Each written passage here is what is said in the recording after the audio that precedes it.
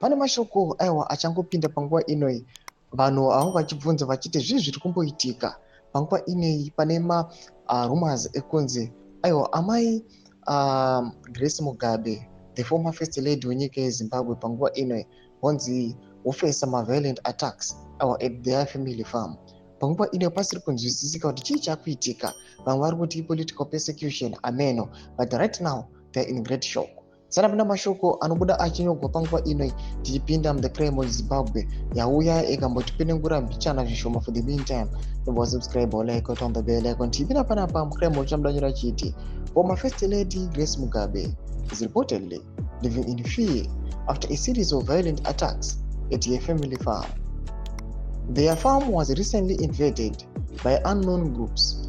Cows were slaughtered and eaten, trees were uprooted, and workers were chased away.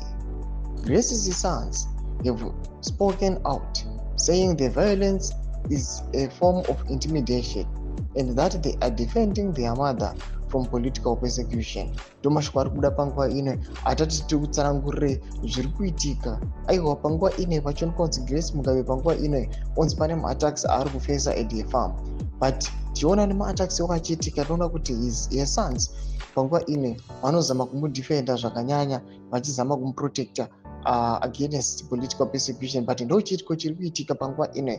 Mamwe developments panenge achizopinda aiwa tinokuupdate pana paZim News Live news atinokupai chese chinenge changopinda. Zviitiko zviri kuitika panguva ino paronyatsokuonekwa kunzi some of the events akamboitika makore apfuura kuna 2017 akazolida to the military coup arikuonekwanzi ari kuitika zvekare, kuchionekwa kunzi the ruling party ZANU-PF muonekwa kunzi mune kakusheka-sheka, mune matensions ari kuitika aiwa kupresidium aiwa nevanhu vari linked to the succession. Tiudzai mafunguro enyu moti kudii pamusoro pechitiko ichi. Ida comment section meidudzi mafunguro enyu, so subscribe or like, chita on the bell icon.